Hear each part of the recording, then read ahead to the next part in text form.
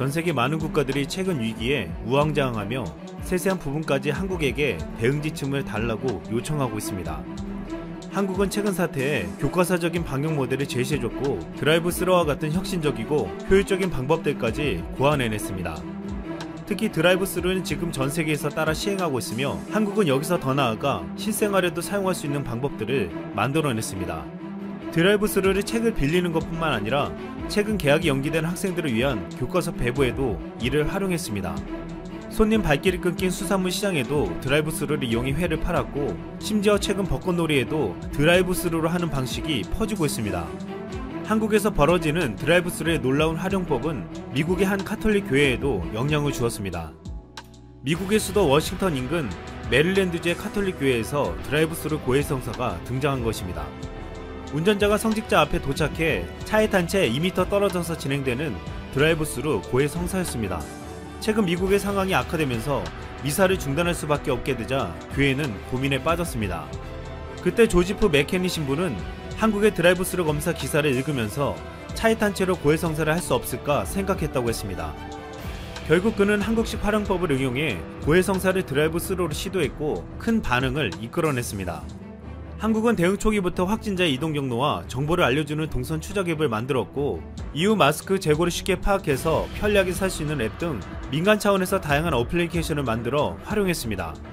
정부 차원에서는 자가 진단 앱을 만들어 자신의 증상이 의심스러우면 쉽고 빠르게 진료소를 안내해 검사받을 수 있게 했고 자가격리 앱을 만들어 자가격리자들의 증상을 실시간 체크하고 위치정보 시스템을 활용해 격리 장소에서 이탈하지 못하게 관리했습니다. 현재 상황이 악화되는 각국들은 한국이 공공데이터를 개방해 애플리케이션으로 효과적으로 대응하는 것을 보고 이를 따라 개발에 나섰습니다. 이탈리아는 지난달 31일 각 분야 전문기술가 74명으로 구성된 대응 전담팀을 꾸려 가장 먼저 한국형 동선 추적용 스마트폰 앱 개발에 나섰습니다.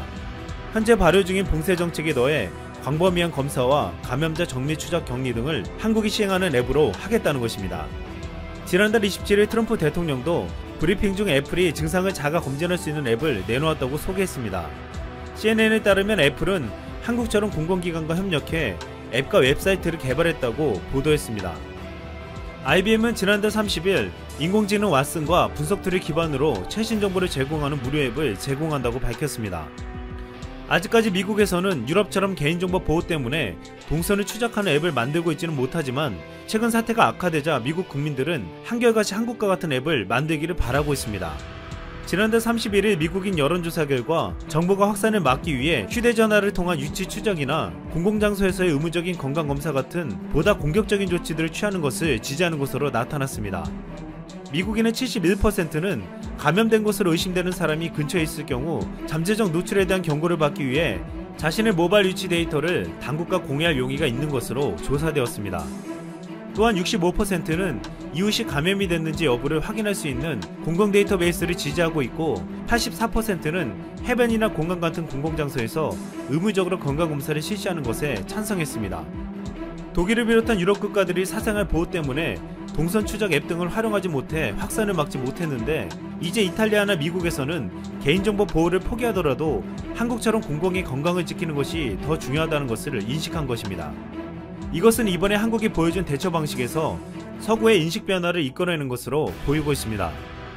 이뿐만 아니라 최근 여파로 인해 한국의 SNS가 SNS의 본산이라 할 수 있는 미국에서 가파르게 성장하고 있습니다. 네이버는 지난 3일 미국 시장에서 밴드의 월간 실사용자가 지난 2016년 대비 17배가 증가한 250만 명을 넘었다고 밝혔습니다.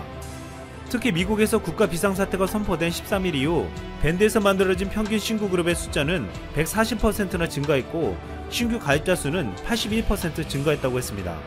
네이버 측은 최근 사태로 인해 미국에서도 비대면 중심의 원격 근무, 원격 수업 등이 확산되면서 밴드가 리모트 커뮤니케이션 툴로 주목받고 있다고 말했습니다. 페이스북, 트위터, 유튜브 등을 전세계에 퍼뜨린 미국에서 한국형 SNS가 확산되는 것은 그만큼 최근 한국에 대한 신뢰도가 높다는 것을 보여주고 있습니다.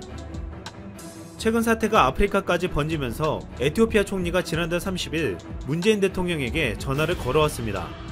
에티오피아 아비 총리는 형제 같은 대통령의 위기에 대한 대응을 보고 자부심을 느꼈다며 접촉자를 끝까지 추적해 치료하는 모범적 대응이 특히 인상적이었다고 답했습니다. 아비 총리는 통화 후 문재인 대통령이 에티오피아가 어떻게 대처해 나가야 할지를 알려주었고 필요한 의약품들을 지원해주겠다고 했다며 감사를 표했습니다. 과거 한국전쟁 때 아프리카 국가 중에서 유일하게 한국을 도와준 에티오피아에게 한국 정부는 적극적인 협력을 약속한 것입니다.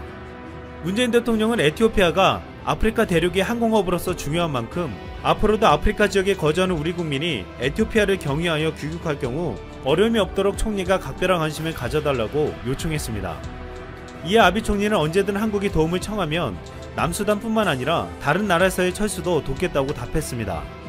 한국 정부는 전 세계적으로 확산이 계속되며 55개국이 한국의 진단키트 등 방역용품의 인도적 지원을 요청받았습니다. 이에 외교부가 현지 상황이 시급한 일부 국가에 우선 지원을 결정했습니다. 지원 대상에는 그간 제재로 지원이 어려웠던 이란도 포함된 것으로 나타났습니다. 한때 한국과 긴밀한 관계를 유지했던 이란은 미국의 제재로 인해 한국과 불편한 관계가 되었지만 이번 위기에서 한국 정부가 먼저 손을 내민 것입니다. 외교부 관계자는 이란에 대해 200만 달러 상당의 인도적 지원을 제공할 예정으로 진단키트 외에도 각종 검사기기들을 이번 주 중 수송할 예정이고 추가 지원도 계속할 것이라고 전했습니다. 정부 관계자는 이란뿐만 아니라 아시아와 중동, 아프리카, 중남미 국가 중 14개국에 대해 600만 달러의 인도적 지원을 먼저 전달하겠다고 했습니다. 한국은 지금 전세계 국가들에게 모범적인 방역 대책을 제시해 주었고 어려운 나라들을 힘써 도우며 선진국의 리더십을 보여주고 있습니다. 한국처럼 관리해 없애려고 해도 소용없어. 스웨덴 국립보건원 소속 안데르스 텍넬의 발언입니다. 텍넬 박사는 스웨덴은 그저 속도를 늦추려고 하는 것뿐이야. 이 병은 절대 사라지지 않을 테니까 라며 우리가 무엇을 하든 간에 모두에게 같은 방식으로 끝나더라도 나는 놀라지 않을 거야. 우리가 하는 일이 확산에 큰 영향을 미칠지는 모르겠어. 하지만 두고 보자고 라 전했습니다. 스웨덴이 한국식 관리 시스템은 어차피 실패로 끝날 것이라고 확신하고 있고 자신들은 다른 방법으로 성공할 것이라 자신만만해하고 있는 모습인데요. 그렇다면 현재 스웨덴의 모습은 어떨까요? 일요일 오후 따뜻한 햇살 아래 수많은 사람들이 마스크를 끼지 않은 채 카페 야외 테이블에서 밥을 먹고 상쾌한 공기를 마시며 자전거도 신나게 타주고 마스크 없이 사람들로 북적이는 쇼핑센터의 모습도 볼 수 있습니다. 스웨덴은 현재 집단 면역이라는 시험을 하고 있죠. 백신을 1년 이내로 개발하는 것은 불가능하니 스웨덴 인구 대다수가 면역력을 갖도록 방치하자는 것이죠. 노인 등의 취약계층을 격리한 채 건강한 젊은이들을 마스크 없이 거리를 활보하도록 두게 되면 스웨덴 인구의 50% 이상이 면역을 획득하게 될 것이고 그렇게 되면 바이러스는 옮겨다닐 숙주를 찾기 어려워지게 되니까 이번 사태가 순식간에 해결될 것이라는 시나리오입니다. 너무나 이상적이고 비현실적인 동화 속 이야기죠. 70개 언어로 번역돼 6천만 부가 넘게 팔리며 전세계에 신드롬을 일으켰던 말괄량이 삐삐 뿐만 아니라 닐스의 모험 2개의 상자 등 스웨덴은 동화의 나라라고 불릴 만큼 국민들의 상상력이 뛰어난 곳입니다. 자, 그런데 스웨덴 사람들이 한국식 대응 방법을 부정하고 이 뛰어난 상상력을 이번 사태에 적용한 것은 상당히 위태로운 판단이었습니다. 베트남과 일본 등의 특수 케이스들을 제외하며 미국, 프랑스, 영국, 이탈리아, 스페인 등 전 세계가 한국을 극찬하고 있는데요. 결국 국제 표준을 만들어 세계적으로 사용되도록 조치를 취하는 국제표준화기구 ISO가 한국의 진단 기술을 국제 표준으로 제정하였습니다. 이로써 얼마 전 베트남 일부 언론이 빠르지만 정확하지 않다라고 근거 없이 비난한 유전자 증폭 방식을 사용하는 한국의 진단키트 기술이 국제표준안으로 승인되었고 이와 관련한 국제표준 개발은 한국이 주도하게 되었습니다. 한국이 어려운 시기에 역사적인 순간을 만들어낸 것이죠. 반면 한국과 반대의 길을 걷고 있는 스웨덴의 상황은 심각합니다. 포브스가 영국의 데이터 분석회사 유거브가 전세계 26개국을 조사한 자료를 분석한 결과에 따르면 스웨덴 사람들은 이번 사태에 대해서 세계에서 가장 두려움을 느끼지 않고 있는 것으로 확인되었습니다. 1위는 말레이시아로 인구의 90%가 이 병에 걸릴 것을 두려워하고 있고 2위가 베트남 89%, 3위 인도네시아 85%, 4위가 태국 82%, 5위가 필리핀 80% 순이었습니다. 그런데 스웨덴은 인구의 오직 31%만이 이번 사태를 매우 또는 어느 정도 두려워하고 있다. 답한 것으로 알려졌습니다. 하지만 충격적인 것은 이렇게 스웨덴 사람들이 두려움을 느끼지 않고 있는 이유가 스웨덴 정부의 완벽한 대응 능력으로 다른 나라들보다 잘 관리되고 있어서가 절대 아니라는 것입니다. 포브스의 보도에 따르면 이번 사태로 고비를 넘기지 못한 이들의 인구 대비 비율은 현재 이탈리아가 세계 1위로 가장 심각했고 스웨덴은 5위, 미국보다 2배나 높은 매우 위험한 수준이죠. 현재 확진 환자 절대 수치도 이미 스웨덴이 한국을 역전하였고 한눈에 비교해봐도 안정을 찾고 있는 한국과는 달리 스웨덴은 기하급수적으로 확진자가 폭증하고 있습니다. 뉴욕타임스는 한국은 어떻게 편평한 커브를 만들었나 라는 제목의 보도를 내면서 한국이 봉쇄하지 않고도 이번 사태를 해결할 수 있다는 것을 보여줬다 라며 한국으로부터 배워야 할 4가지 교훈까지 전파하는 등 한국에 대한 극찬을 아끼지 않았습니다. 스웨덴 공공보건청장 안데르세 텍넬은 뉴욕타임스와의 인터뷰에서 이러한 정책이 얼마나 계속될 수 있는지 생각해야 한다. 학교를 몇 달 이상 계속 닫을 수 없지 않냐 라며 적극적인 확산 방지 대책이 아니라도 집단 면역 방식이 장기적으로 효과적이라 주장하였습니다. 현재 우리는 한국을 비판해온 일본과 베트남이 어떠한 상황에 놓여 있는지 우리의 두 눈으로 똑똑히 확인하고 있습니다.